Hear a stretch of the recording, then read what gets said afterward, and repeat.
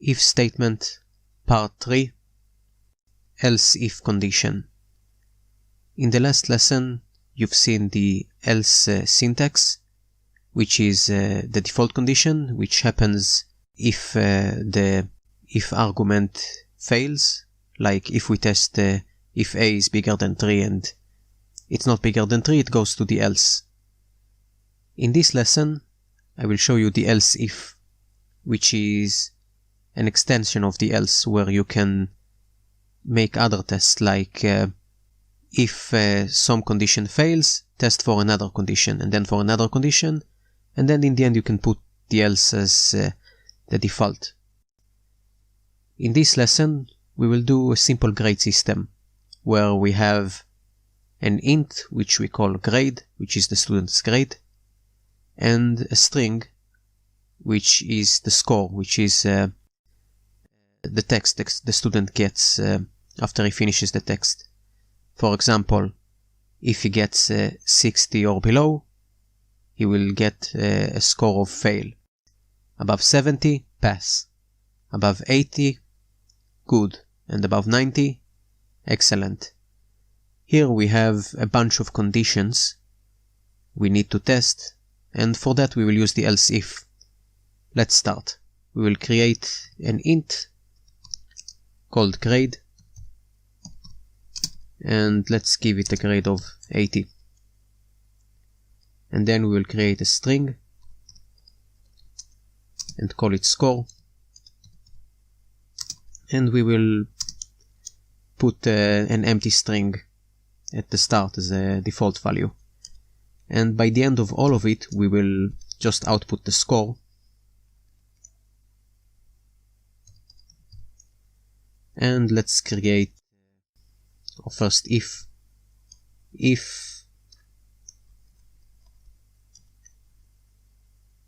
the score is, let's write it and you'll see, if the grade is bigger or equal to 90, which means 90 and above.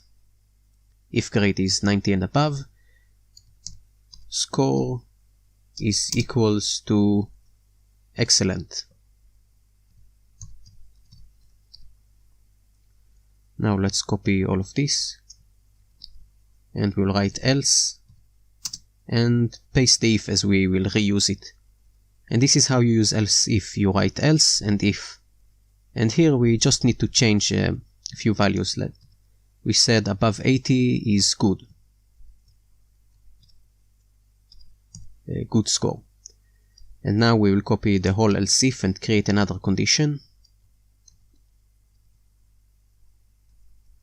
We said above 70 it's pass. Don't worry, I'll explain all of it once I'll finish coding it. And then we have the default value, which is anything below 70.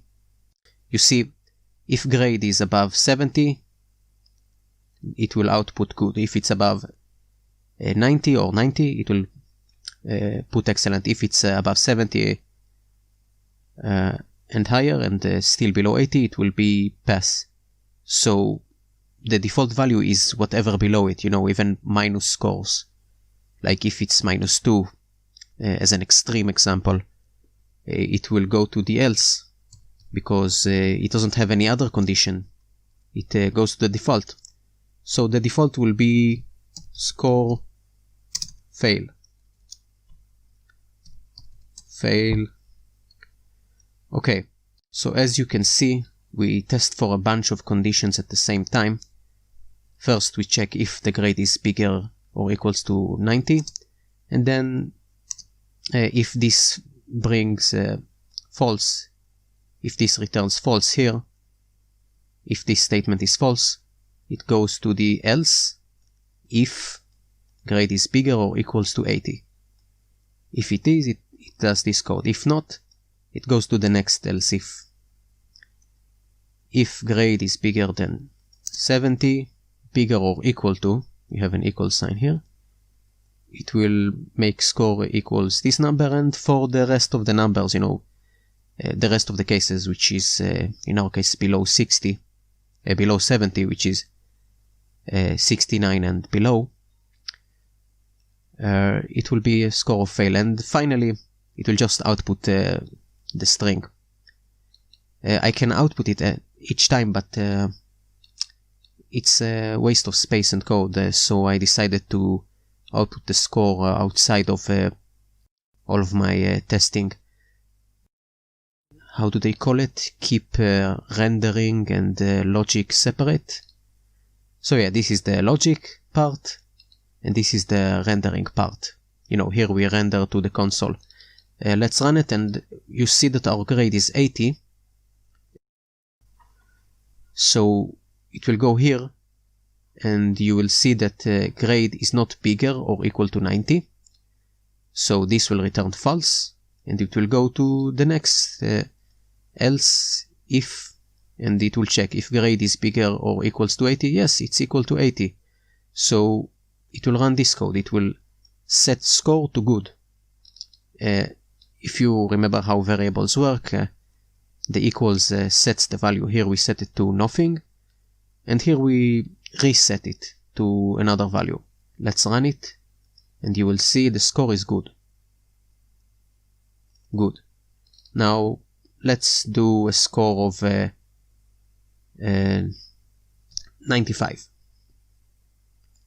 We'll have excellent, as 95 is bigger than 90. It does the first thing, the first if execute.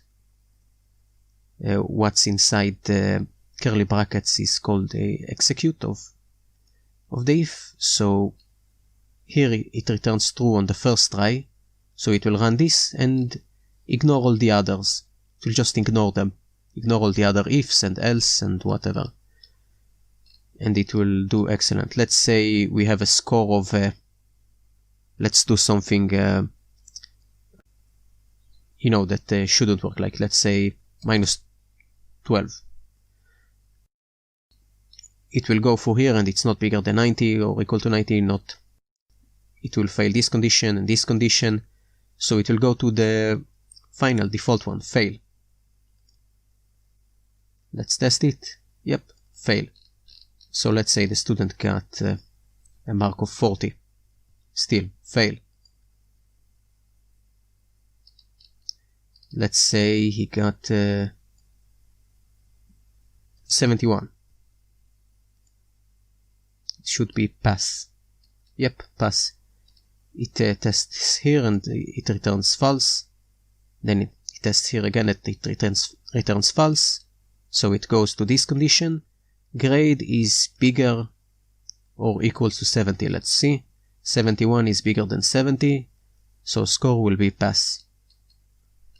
And that's basically how you use the if-else statement. It's nothing complicated. It's just another if after the else. We can also do this without the else, and it will still work. But I just wanted to show you how to use it with the syntax. Let's do it without the else's. Yeah, and let's leave the last else as a default, just for any case. Still works. It's confusing. I know it's confusing. If I was a beginner, it would be confusing for me too. Yep.